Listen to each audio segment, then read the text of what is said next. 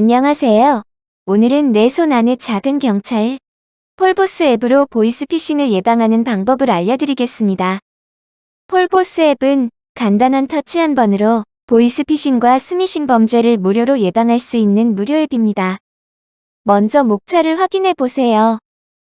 폴보스의 뜻은 폴리스, 보이스피싱, 스미싱, 스톱의 첫 글자를 결합한 것입니다. 파트 1.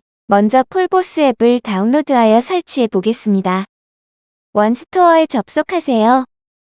폴보스 앱은 플레이스토어에는 없고 원스토어에만 있습니다. 검색창에 폴보스 입력하여 검색하시고 다운로드, 설치 눌러주세요. 다른 앱 위에 표시 항목에서 폴보스 앱을 활성화시켜주세요. 허용 누르시고 허용 눌러주시면 다운로드 및 설치가 완료되었습니다. 파트 2. 폴보스 앱을 설정해 보겠습니다. 오른쪽 위에 가로줄 3개, 3선 메뉴를 눌러주세요. 시간은 10분으로 선택하시고 보호자 연락처 옆 더하기 버튼을 눌러서 연락처에서 도움 문자를 전송할 사람을 선택하세요. 최대 5명까지 추가할 수 있어요.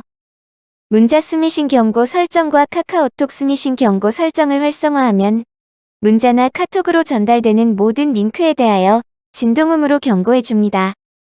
X 버튼 눌러서 첫 화면으로 이동합니다. 파트 3. 폴보스 앱을 활성화해 보겠습니다.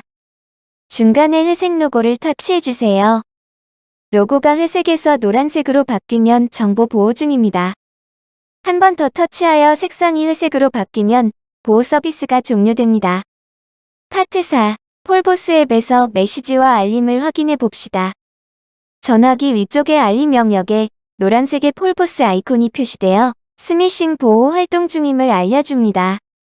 내 연락처에 저장되어 있지 않은 불특정한 전화번호와 10분 이상 통화를 하는 경우에 3회 경고 알람이 뜨고 10분 지나면 미리 등록해둔 가족이나 지인에게 모르는 전화와 장시간 통화 중으로 금전적 사기 피해를 당할 수 있으니 확인 전화해주세요 라는 메시지가 자동 발신됩니다.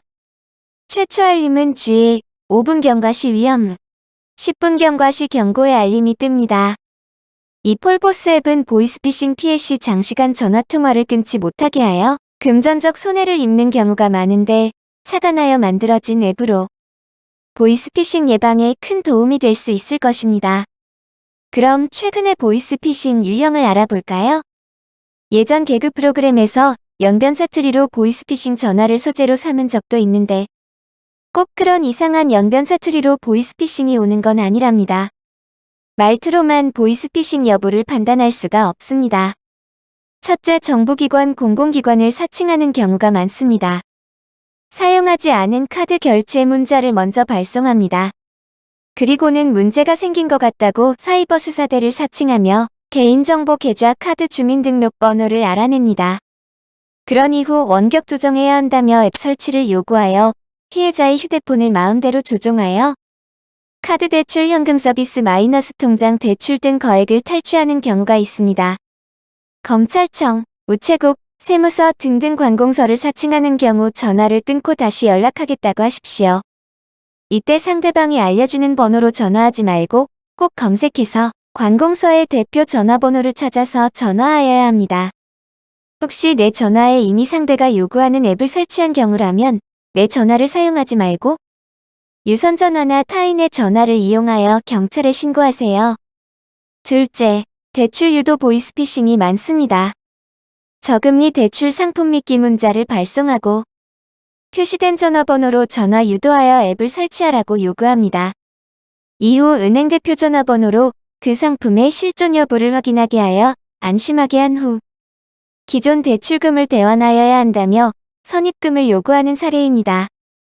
선입금이나 수수료를 요구하는 경우는 100% 보이스피싱입니다. 세 번째, 가족을 납치하였으니 돈을 입금하라고 요구합니다. 이때도 빨리 전화를 끊고 가족과 통화를 시도하는 것이 먼저입니다. 네 번째, 채용을 위하여 계좌 비밀번호와 통장 신분증을 함께 제출하라고 요구하는 경우가 있습니다.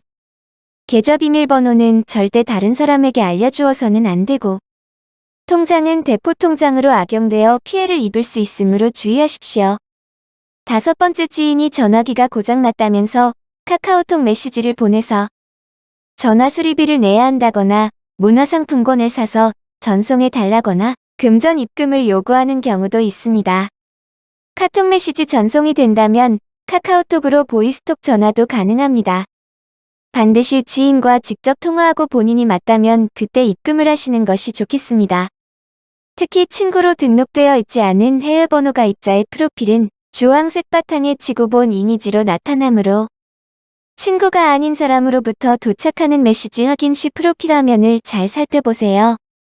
6번째 전화로 개인정보 알아내어 피해를 입는 경우가 많습니다.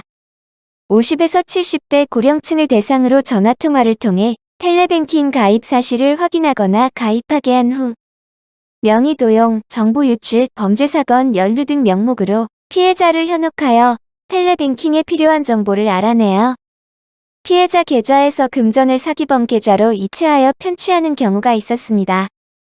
7번째, 물품 대금 오류 송금 빙자.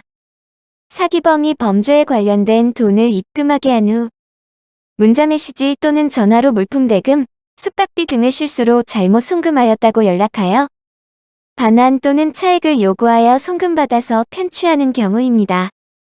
내 통장에 잘못 입금되었다고 반환 요구 연락이 온 경우 직접 송금하지 마시고 반드시 은행에 확인하여 은행을 통해 반환하여야 범죄에 연루되지 않습니다. 내 통장이 보이스피싱 중간 단계로 사용되어 피해를 입을 수도 있습니다. 지금까지 보이스피싱의 여러 가지 유형을 살펴보았는데요. 보이스피싱의 3단계 대응법을 기억하세요. 의심하기, 전화 끊기, 확인하기입니다. 혹시나 보이스피싱으로 피해를 입은 경우 그에 따른 사후 대처법도 알고 계셔야 합니다.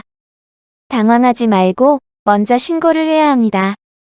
112로 경찰에 신고를 할 수 있고 182 경찰청 사이버테러 대응센터에 신고할 수 있습니다. 또 118 한국인터넷진흥원으로 신고하여도 됩니다. 그리고 각 금융회사의 콜센터를 통해 보이스피싱 금액에 대하여 지급정지 신청을 하여야 합니다. 또 피해 상담을 받으려면 1332 금융감독원에 전화하여 상담을 받을 수 있습니다.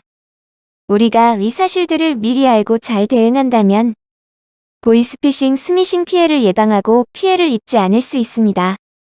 감사합니다.